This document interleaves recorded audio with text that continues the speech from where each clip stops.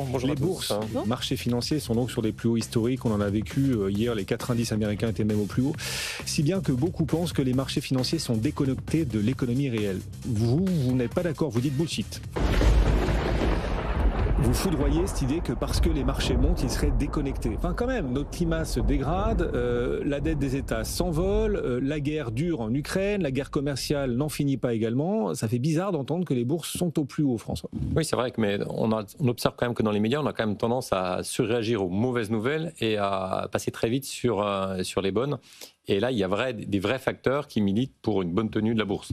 D'abord, vous venez d'en parler, les publications des résultats des entreprises sont rassurantes, voire très rassurantes.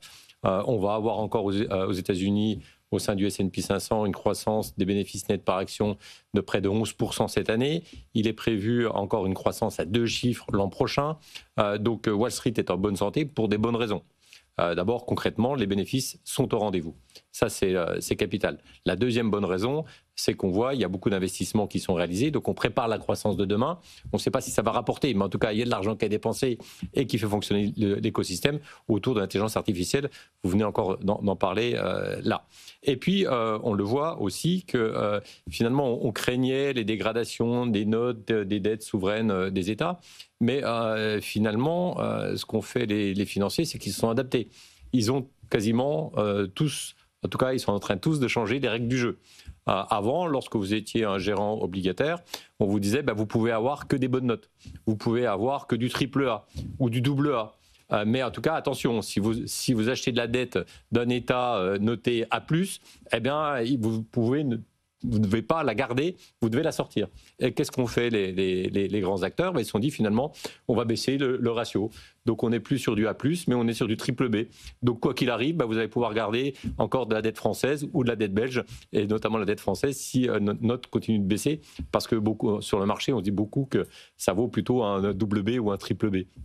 Donc on a adapté le curseur pour que finalement il n'y ait pas de vente massive, où on a estimé aussi d'autres acteurs. On se dit finalement on peut garder des mauvais élèves, ce qui compte c'est la moyenne. Donc en fait on est en train de changer les indices pour pas qu'il y ait de déstabilisation. Donc on le voit, il y a une vraie capacité d'adaptation. Et puis bien sûr les banques centrales sont là.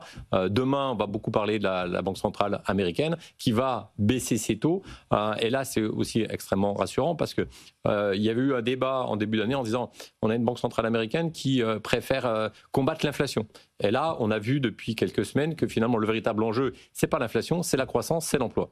Et ça permet bien sûr aux investisseurs d'avoir une banque centrale plutôt accommodante. Donc on est sur un système où la banque centrale américaine va encore baisser ses taux, donc l'histoire peut continuer. En tout cas, ça monte pas sur du vide. On a des bonnes nouvelles du côté monétaire, du côté obligataire, et puis du côté action, avec des résultats des entreprises qui sont vraiment au rendez-vous. Moi, j'avais une question, mais on a toujours cette peur de la bulle, et on se dit, mais quand elle va arriver et quand elle va éclater? Ce qu'on observe, c'est que quand on parle bulle, on est plutôt sur les valeurs technologiques. On a vu qu'il y avait jusqu'à fin août un comportement tout à fait normal et rationnel des marchés. À partir de septembre, il y a eu comme un début de constitution de bulle, parce qu'on s'est mis à moins regarder la croissance bénéficiaire des entreprises, mais l'histoire tout autour d'OpenAI qui fait des partenariats, qui est prêt à échanger des titres contre des commandes de semi-conducteurs, etc. Donc OpenAI, c'est une boîte noire. On ne sait pas ce que ça va donner. Ce qui est sûr, c'est que ChatGPT, ça marche bien, qu'il y a une vraie adoption, mais ça ne suffit pas pour rassurer les investisseurs. Donc on est rentré dans une nouvelle phase en septembre où on regarde, et ça fait référence notamment à 2000, on regardait beaucoup les carnets de commandes. Quand Alcatel sortait, Alcatel annonçait toutes les semaines un nouveau carnet de commandes et ça faisait monter le titre. Là, on est sur OpenAI, fait une déclaration et ça permet de raconter une nouvelle histoire et de pousser les titres. Mais attention, donc on a dérapé en septembre, on dérape encore en octobre et là on voit commencer à avoir une multiplication d'acquisitions. Une bulle, ça se finit toujours au moment où il y a plein de deals, plein d'opérations de fusion-acquisition, parce que les managers commencent à avoir extrêmement confiance, ils ont une grosse capitalisation, et donc ils disent on est tout puissant, on va pouvoir acheter des participations à droite, à gauche, et ça on l'a vécu aussi en 2000. En 2000, il faut se rappeler que la première capitalisation qui a été en tête au niveau mondial, c'était Cisco. Cisco était passé devant Microsoft, et Cisco, c'était un équipementier. comme Nvidia aujourd'hui.